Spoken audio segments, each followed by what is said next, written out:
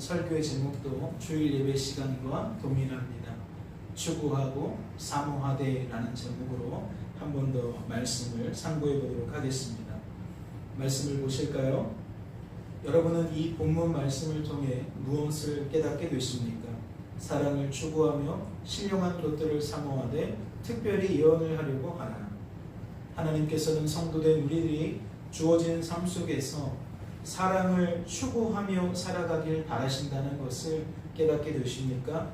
하나님께서는 우리들이 주어진 삶의 자리에서 신령한 것들을 사모하며 살아가기를 바라신다는 것을 깨닫게 되시냐는 거예요. 그렇다면 묻지 않을 수가 없잖아요. 여러분은 구원받은 성도로서 지난 3일 동안 어떠한 삶을 사셨습니까? 이 말씀을 따라 사랑을 추구하며 사셨습니까? 주어진 삶 속에서 여러분의 시선이, 여러분의 관심이 사랑을 추구하는 데 있었냐는 겁니다. 말씀에 드러난 아버지의 뜻을 따라, 아버지의 마음을 따라 여러분은 사랑을 추구하며 살게 되셨냐는 거죠. 이를 알기 위해, 이를 확인하기 위해 우선은 사랑에 대해서 잠시 살펴보고자 합니다. 말씀을 보실까요? 말씀은 사랑을 어떻게 소개하고 있습니까? 말씀은 사랑을 오래 참는 것으로 소개하고 있습니다. 온유한 것으로, 시기하지 않는 것으로, 자랑하지 않는 것으로, 교만하지 않는 것으로 사랑은 이런 것이다 라고 말씀이 소개하고 있다는 거죠. 그렇다면 본문 말씀은 이러한 사랑을 추구하라는 내용인데, 사랑을 추구하라는 것은 어떠한 의미를 나타내는 걸까요? 국어사전에 소개된 추구하다라는 의미를 살펴보니 목적을 이룰 때까지 뒤쫓아 구하다라고 기록되어 있었습니다. 목적을 이룰 때까지 뒤쫓아 구하다. 그리고 그 용례로는 이상을 추구하다라고 소개되어 있었습니다. 그렇다면 이것은 어떠한 의미가 되는 거죠? 사랑을 추구한다는 것은 어떠한 상황 속에서도 내가 오래 참을 수 있을 때까지 우리들은 끊임없이 무엇해야 된다? 힘쓰고 애써야 한다라는 거예요. 어떠한 상황 속에서든 우리들은 온유할 수 있을 때까지 계속해서 노력해야 한다는 거죠. 어떠한 상황 속에서든 시기하지 않을 때까지, 자랑하지 않을 때까지, 교만하지 않을 때까지 우리들은 그렇게 해야만 한다는 거예요. 다시 정리해 드릴게요. 사랑을 추구한다라고 말했을 때에 그 추구한다라는 의미는 목적을 이룰 때까지 뒤쫓아 구한다는 의미를 갖는다고 했어요. 그러니까 온유하다라는 얘기는 온유할 때까지, 온유라는 것이 내 안에서 끊임없이 열매 맺을 때까지 노력하고 또 노력하고 될 때까지 힘쓰고 애써야 한다는 의미를 내포하고 있다는 거죠. 그렇다면 묻지 않을 수 없어요. 여러분은 이러한 삶의 무게가 어떻게 여겨지십니까? 사랑을 추구하며 살아가야 한다는 이 말씀의 무게가 어떻게 여겨지시냐는 거예요. 4절을 보면 오래 참고 온유하며 시기하지 아니하며 자랑하지 아니하며 교만하지 아니하며 라고 얘기를 하니까 이 5가지는 할만하지, 이 5가지 정도는 내가 도전해 볼 만해 라고 여겨질 수 있을 것 같아요. 그런데 말씀은 이것만이 아니었어요. 말씀을 볼까요? 이어지는 말씀에 무례히 행하지 아니하며 자기의 유익을 구하지 아니하며 성내지 아니하며 악한 것을 생각하지 아니하며 라고 되어 있어요. 그러니까 사랑에 대해서 4절에서 소비된 5가지가 전부가 아니더라는 거예요. 5절에도 보니까 마찬가지로 4가지가 추가되고 있다는 거죠. 이는 무엇을 의미하는 겁니까? 어떠한 상황 속에서도 우리들이 각고의 노력 끝에 드디어 오래 참을 수 있게 되어도, 온유할 수 있게 되어도, 시기하지 않을 수 있게 되어도, 자랑하지 않을 수 있게 되어도, 교만하지 않을 수 있게 되어도 끝난 게 아니라는 거예요. 무엇이 남아있다는 거죠? 무례히 행하지 않을 수 있도록 끊임없이 힘쓰고 애써야 한다는 거예요. 어떠한 상황 속에서든 자기의 유익을 구하지 않을 수 있도록, 성내지 않을 수 있도록, 악한 것을 생각하지 않을 수 있도록 계속해서 노력해야 한다는 거죠. 앞서 소개된 오래 참고 온유하며 시기하지 아니하며 자랑하지 아니하며 교만하지 아니하며도 이게 실행에 옮기는 것이 마땅치 않을 것 같아요. 어떠한 상황 속에서도 나는 오래 참을 수 있을까 없을까 가늠해 보았을 때에 그럴 수 있는 부분도 있겠지만 그럴 수 없는 부분도 있을 것 같다는 거죠. 그러니까 이 부분에서는 참을 수 있을 것 같은데 이 부분에서는 참을 수 없을 것 같다는 거예요. 그리고 중요한 것은 뭐예요? 오래 참는 거예요. 한 번은 참을 수 있을 것 같아요. 두 번은 참을 수 있을 것 같아요. 그런데 이것이 기약이 없어요. 횟수의 제한이 없어요.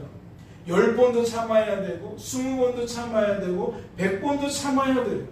계속 참아야 돼요. 이게 될까요? 그런데 어찌어찌 되었어요. 이제 참는 것에 대해서 내가 좀 자신감이 붙었어요. 그런데 그 다음에 무엇이 따라와요? 온유해야 된대요. 다음에 무엇이 따라와요? 시기하지 않아야 된대요. 무엇이 또 따라와요? 자랑하지 않아야 된대요. 또 무엇이 쫓아와요? 교만하지 않아야 된대요. 좋아요. 이 5가지 어찌어찌해서 정말 너무나도 힘든 과정을 통해서 드디어 내가 이와 같은 삶을 살게 되었다라고 여겨보자고요. 그런데 끝난 줄 알았는데 다음 말씀을 보니까 새로운 게 또 등장하더라는 거예요. 무례히 행하지 않아야 된다. 자기의 유익을 구하지 않아야 된다. 성내지 않아야 된다. 악한 것을 생각하지 않아야 된다. 하나가 만만치 않아 보이는데 이 만만치 않은 것들을 우리들은 계속 이룰 때까지 해야 된다는 거예요. 다시 여쭤볼게요. 어때요? 이러한 삶의 무게가 어떻게 여겨지시냐고요? 사랑을 추구하라. 사랑을 추구하며 살아가라. 하나님의 말씀의 무게가 여러분들에게는 어떻게 여겨지시냐는 겁니다.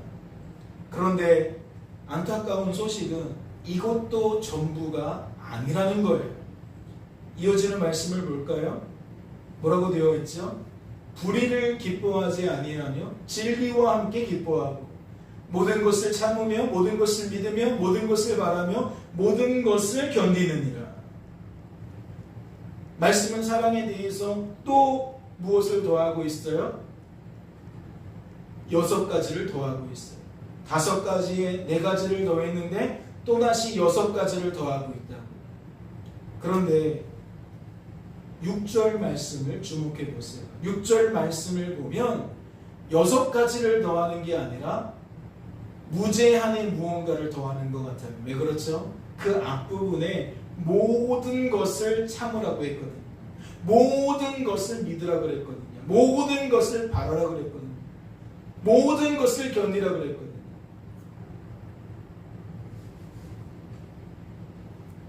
어떠한 것을 참아야 돼. 어떠한 것은 믿어야 돼. 어떠한 것은 바라야 돼. 어떠한 것은 견뎌야 돼. 그러면 도전의식이 생길 수 있어요. 그렇지 않나요? 그래, 한번 해보자. 죽기 아니면 살기지. 까무러치기지. 한번 해보자. 덤벼볼 수 있어요. 그런데 모든 것을 참으라고 하니까, 모든 것을 믿으라고 하니까, 모든 것을 바라고 모든 것을 견디라고 하니까 의욕이 확 떨어지죠. 이게 되겠나 싶으니까 우리는 도전해 볼 엄두를 내지 못한다는 거예요. 다시 말씀을 드리지만 이게 전부가 아니라 그랬어요. 처음에 소개된 5가지와 그 다음에 소개된 4가지와 그리고 나서 이 6가지가 더해졌다는 거죠.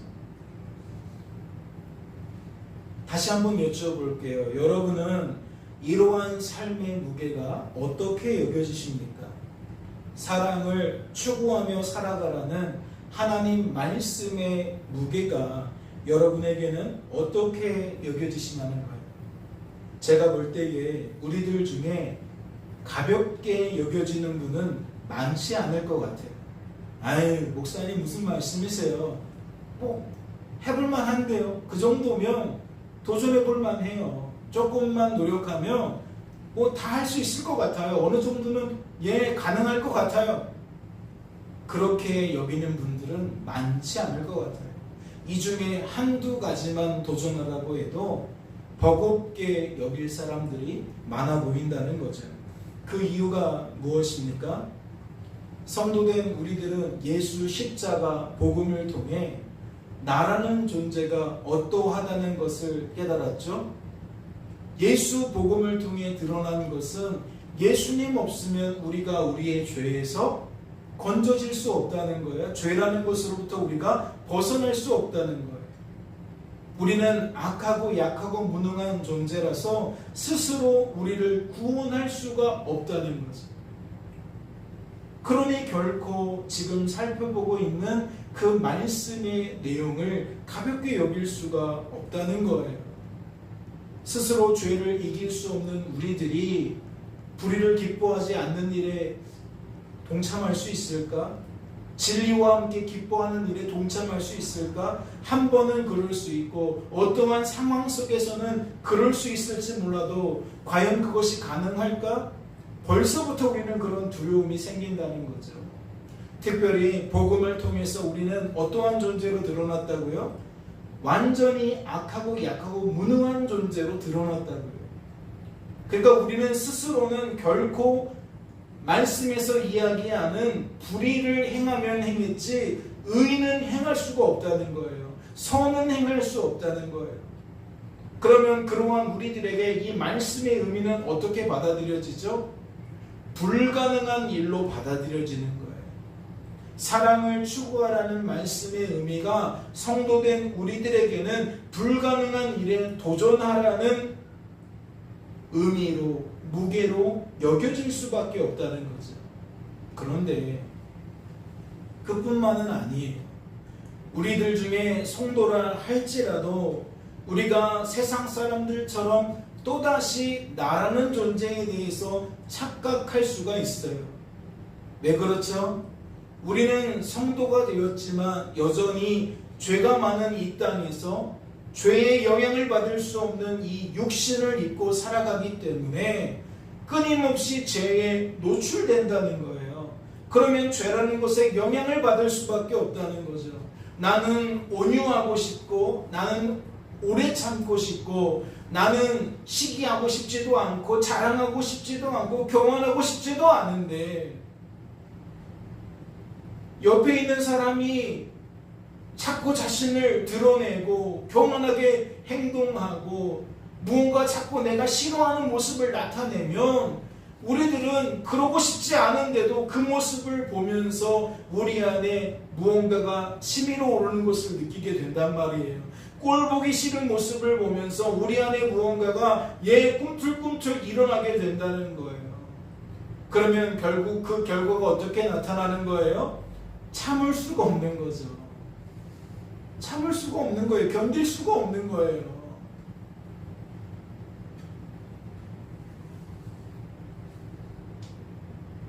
사랑을 추구하라는 말씀의 의미가 누군가에게는 사랑을 추구하라는 말씀의 의미가 불가능한 일에 도전하라는 것처럼 여겨질 수도 있지만 누군가에게는 불가능한 것은 아니지만 불가능에 가까운 일로 여겨질 수 있다는 거죠.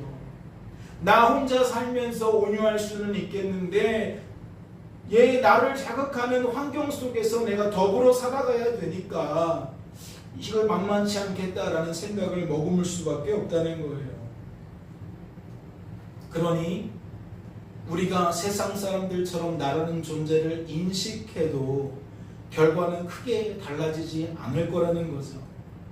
우리 각자가 그동안의 삶을 통해 깨달은 것이 무엇입니까? 나라는 존재의 약점을 깨닫지 않았을까요? 나는 이거는 좀 잘 되는 편인데 이런 부분에서만큼은 내가 정말 좀 그래 라는 것을 다 깨닫지 않냐고요. 나라는 존재의 한계와 약점을 우리가 그동안 살아오면서 이제는 조금씩 알게 되지 않냐는 거예요. 그러니까 전적으로 악하고 약하고 무능한 존재는 아닐지라도, 그렇게 여겨질지라도 사랑을 추구하며 살라는 그 말씀의 조목의 내용들 앞에서 자신만만하게 난 다 할 수 있어요. 내가 노력해서 안 될 게 뭐예요? 노력하면 불가능이 없어요. 노력하고 또 노력하면 결국 다 될 수밖에 없어요. 내가 포기하지 않는 이상 모두 될 거예요. 이렇게 말하기가 참 어려울 거라는 거죠. 즉 사랑을 추구하라는 말씀이 결코 가볍게 여겨질 리가 없다는 거예요. 그렇다면 말씀의 의미는 무엇일까요? 불가능한 일을 그럼에도 불구하고 추구하라는 걸까요? 불가능에 가까운 그 일을 우리에게 추구하라는 이야기겠냐고요. 우리들이 주일 예배 시간에 이 말씀을 통해 깨닫게 된 것이 무엇입니까? 첫째, 사랑을 추구하라는 말씀은 이 말씀을 통해 사랑을 추구할 수 없는 나의 민낯을, 나라는 존재의 한계를 제대로 깨닫고 사람을 향해 끊임없이 정죄의 말과 비판의 말을 쏟아낼 수밖에 없는 그 입을 다물라는 거였어요. 사랑을 추구할 수 없는, 즉 말씀대로 살아갈 수 없는 내 자신을 제대로 깨닫고 사람을 향해 죄의 열매를 맺는 그 입을 이제는 닫으라는 거죠. 그리고 그 입을 누구를 향해 열라는 겁니까? 하나님을 향해 열라는 거예요. 아무개는 좀 그래, 아무개는 저래, 저 아무개 때문에 이 나라가 망할 것 같아, 저 아무개 때문에 우리 회사가 문 닫을 것 같아, 저 아무개 때문에 내가 정말 살아가는 게 너무 힘들어. 끊임없이 나는 보지 못하고 타인만 보면서 타인에 대하여 갑론을박하는 그 입을 다물고 뭐하라고요? 그 모습이 내 모습이라는 것을 깨닫고 하나님을 향해 회개의 입술을 열라는 거예요. 나의 죄인됨을 시인하고 하나님께 고백하는 그 입을 열라는 거죠. 둘째는 무엇입니까? 사랑을 추구하라는 말씀을 통해 사랑을 추구할 수 없는 나로 하여금 사랑을 추구하며 살게 만드시는 하나님의 손길을 깨닫고 하나님의 일하심을 깨닫고 그 입을 열라는 거였어요. 마치 나면서 못 걷게 된 사람이 하나님 때문에 일어나 걷기도 하고 뛰기도 하며 성전으로 들어가 하나님을 찬양했던 것처럼 나의 나됨을 온전히 깨닫게 되었다면 이제 그 은혜를 베푸신 하나님을 찬양하라는 거지요. 감사하라는 겁니다. 그 하나님을 사랑하라는 것이고 그 하나님을 높이라는 거예요. 사랑할 수 없는 나로 하여금 사랑하게 만드신 것은 내가 아닙니다. 하나님입니다. 왜 나를 주목합니까? 왜 내가 이 일을 한 것처럼 나를 바라봅니까? 하나님이 하신 일입니다. 하나님을 주목하십시오 라고 말할 수 있어야 된다는 거죠. 닫아야 되는 문제가 있고 열어야 되는 문제가 있어요. 그러니까 우리가 하던 습관에 반대가 되어진다는 거죠. 사람을 향해서는 입술을 열지만 하나님을 향해서는 입술을 닫고 살잖아요. 하나님 자랑하고 높이는 일에는 입술을 닫고 살지만 사람을 자랑하고 칭찬하는 일에는 우리가 입술을 열고 살잖아요.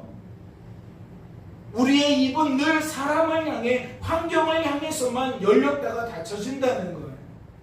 그런데 하나님은 사랑을 추구하라는 말씀을 통해 죄의 열매 맺는 것은 멈추고 하나님 앞에 나아가서 그 입을 열라는 이야기를 했다는 거죠. 너의 입을 가지고 사람 자랑, 환경 자랑 멈추고 하나님 자랑하는 소리를 내라고 말씀하셨다는 겁니다. 그렇다면 사랑을 추구하라는 말씀을 통해 결국 성도된 우리들은 무엇을 더욱 깊이 깨닫고 인정하고 고백하게 되는 겁니까? 하나님만 하나님인 것을 깨닫는 거 아닐까요? 나라는 사람은 나를 하나님처럼 여기며 내 인생을 내가 컨트롤하고 통제하며 내가 내 인생을 풀어갈 수 있다는 자신만만함 속에 사는데 그게 아니구나. 내 인생 속에 찾아오신 하나님이 아니면 나는 결코 생명의 길을 걸어갈 수가 없구나. 의의 길을, 선한 길을 걸어갈 수가 없구나. 하나님이 아니면 죄라는 것으로부터 내가 떨어져 날 수가 없구나. 하나님만 하나님이시다. 그거 깨닫는 거 아닐까요? 내 인생을 진짜 올바른 곳으로 끌고 가고 생명 있는 곳으로 끌고 가는 것은 하나님밖에 없다는 것을, 내 인생을 멸망의 자리에서 생명의 자리로 옮겨주시는 분은 하나님밖에 없다는 것을 깨닫는 결과로 이어지지 않겠냐고요.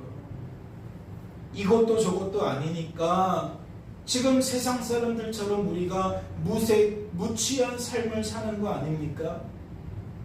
범사에 하나님을 높이지도 못하고 세상 사람들처럼 사람을 비방하고 사람을 높이는 일에 우리가 동참하지 않을 수도 없고, 뭔가 우리는 다른 이야기를 하는 것 같지만 삶의 내용을 들여다보면 그 행태가 크게 다르지 않는, 그 한계에서 결코 벗어나지 못하는 그러한 모습 아니냐고요. 말씀이 말씀으로서 제대로 기능을 하게 되어지면 우리는 하나님만 하나님이신 것을 더욱 깊이 깨닫고 인정하고 고백할 수밖에 없습니다. 인생을 내가 사는 것으로 여길 수 없다고요. 세상 사람들처럼 그리 여길 수가 없다는 겁니다. 그렇다면 마지막으로 말씀을 보세요. 내가 어렸을 때에는 말하는 것이 어린아이와 같고 깨닫는 것이 어린아이와 같고 생각하는 것이 어린아이와 같다가 장성한 사람이 되어서는 어린아이의 일을 버렸노라. 이 말씀을 통해 지난 수요예배 시간에 우리들이 상고한 것이 무엇입니까? 장성한 사람으로 우리가 누구를 살펴보았죠? 성령 충만함을 받게 된 베드로를 살펴볼 수 있었습니다. 그리고 어린아이와 같았던 그 경건한 유대인들, 나면서 못 걷게 된 이를 바라보며 깜짝 놀라던 그 많은 유대인들을 살펴볼 수 있었죠. 여러분은 어린 아이입니까? 장성한 사람입니까? 여러분은 말씀과 삶과 삶의 결과를 바라보며 어떠한 생각과 깨달음과 말을 쏟아내고 계십니까?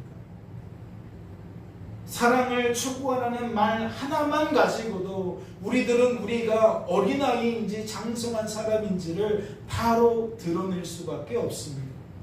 내 생각하는 것이, 내 깨닫는 것이, 내 말하는 것이 내가 어린아이인지 장성한 사람인지 드러낼 수밖에 없다는 거죠. 척할 수도 없어요. 내가 어린아이면서 장성한 사람인 척할 수도 없어요. 결국 다 드러나게 되어 있어요. 생각 속에, 깨달음 속에, 그의 말하는 언어 속에 다 묻어날 수밖에 없다. 사랑하는 성도 여러분, 하나님이 우리를 향해 사랑을 추구하라 하신 것은 우리를 장성한 사람으로 만드시겠다는 하나님의 비전을 선포한 것과 다를 바 없어요. 왜 그렇죠? 사랑을 추구하라는 것은 단지 사랑이라는 우리 내면의 열매, 즉 마음가짐을 말하는 게 아니라 그랬어요. 오늘 우리는 4절, 5절, 6절, 7절 말씀을 통해 뭘 살펴봅니까? 마음가짐과 외면으로 나타나는 삶의 태도를 살펴보았어요. 그러나 이 말씀의 참된 의미는 그런 게 아니라 그랬죠. 사랑은 사랑의 열매가 아니라 사랑이신 하나님을 나타내는 거예요. 사랑이신 하나님의 일하심을 나타내는 거예요. 그분이 역사해야만 우리가 온유할 수 있다는 거죠. 그분이 역사해야만 우리가 오래 참을 수 있다는 거예요. 그분이 역사해야만 우리가 모든 것을 참고 바라고 믿고 견딜 수 있다는 거죠. 그러니까 사랑을 추구하라고 했을 때에 이중적인 의미로 무엇을 강화시키는 이야기이냐? 하나님만 하나님이시다, 인생의 주관자와 구원자는 하나님이시다 라는 이 의미를 추구하라는 말을 통해서도 우리는 돌아볼 수 있고, 사랑이라는 것을 통해서도 돌아볼 수 있는 거예요.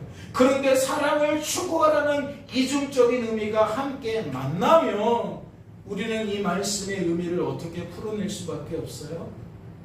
끊임없이 복음의 관점으로 내게 주어진 삶과 삶의 결과를 바라볼 수 있어야 된다는 거예요. 생각할 수 있어야 된다는 거예요. 우리는 하나님으로만 그러한 일들이 가능하다는 거죠.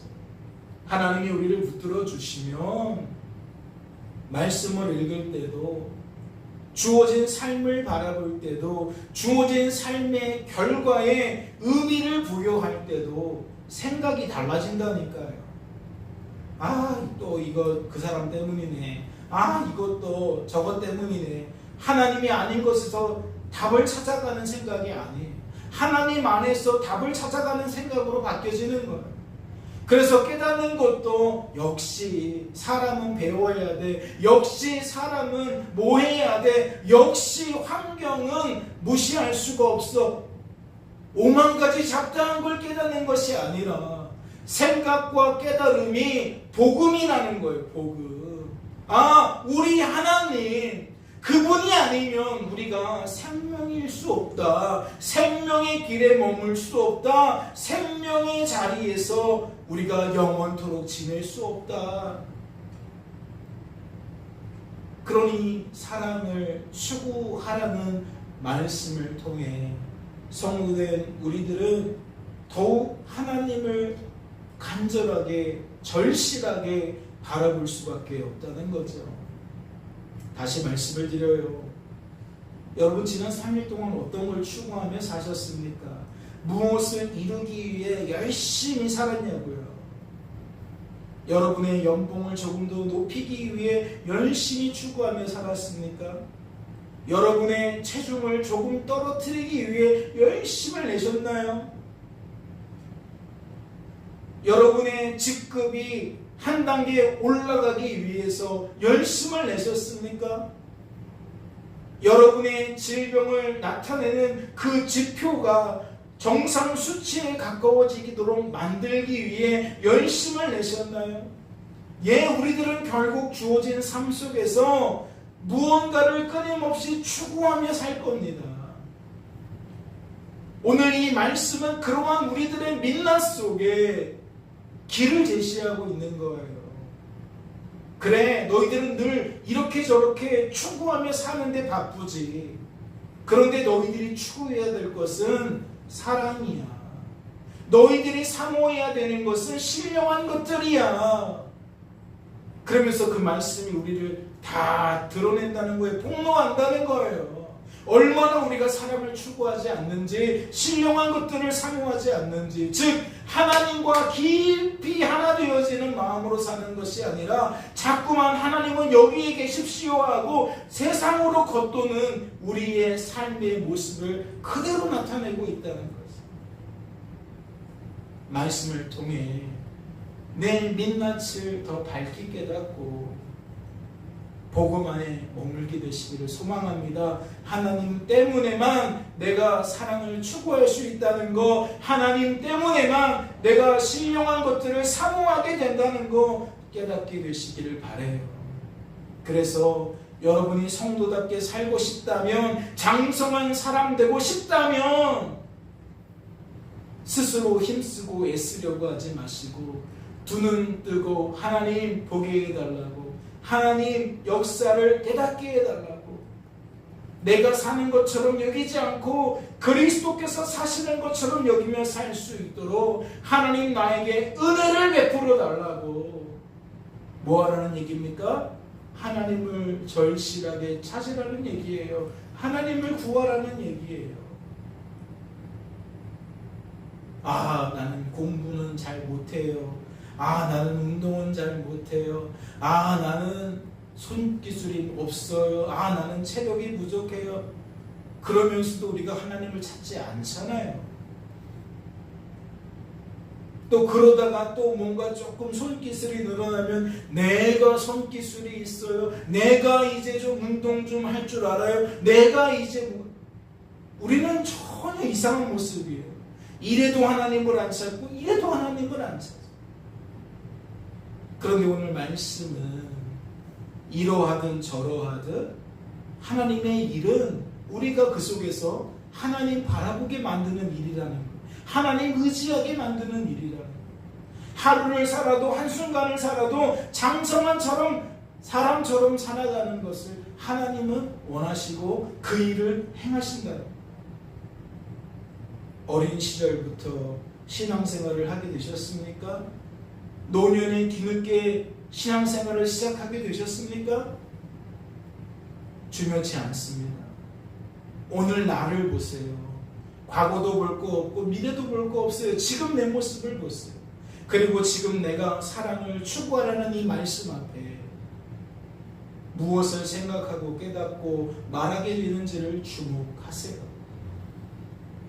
그리고 하나님을 더욱 바라보고 의지하고 자랑하게 되어지는 저와 여러분 되어지실 수 있기를 주님의 이름으로 소망합니다. 잠시 기도하겠습니다. 하나님 아버지 감사합니다. 우리의 마음이 참 연약합니다. 우리의 마음이 참 간사합니다. 우리를 불쌍히 여겨주셔서 하나님은 지금도 일하고 계시고 하나님은 지금도 우리에게 하나님의 은혜를 부어주고 계신데 마치 지금은 없는 것처럼 미래에 더 좋은 것만 구하는 모습들, 과거에 좋은 것만 회상하는 우리들은 아니런지요. 지금 있는 것에 자족하는 마음을 배우게 하시고 그 속에서 역사하신 하나님을 인정하게 하시고 그 하나님 안에서 내일도 기대하고 과거도 감사할 수 있는 신앙의 본연의 모습으로 우리가 돌아설 수 있도록 주님 축복하여 주시옵소서. 사랑을 추구하라 하시고 신령한 것들을 사모하라 하신 그 말씀 앞에서 겸허히 설 수 있게 하여 주시옵시고 그 입술로 하나님 앞에 나는 죄인입니다. 나를 불쌍히 여겨주시옵소서라는 심령을 회복하게 하시며 하나님 때문입니다. 하나님이 하신 일입니다. 라는 하나님의 찬양이 회복되어질 수 있도록 주여 붙들어 주시옵소서. 주께서 우리를 지켜주실 줄로 믿고 감사드리며 예수님의 이름으로 기도하옵나이다. 아멘.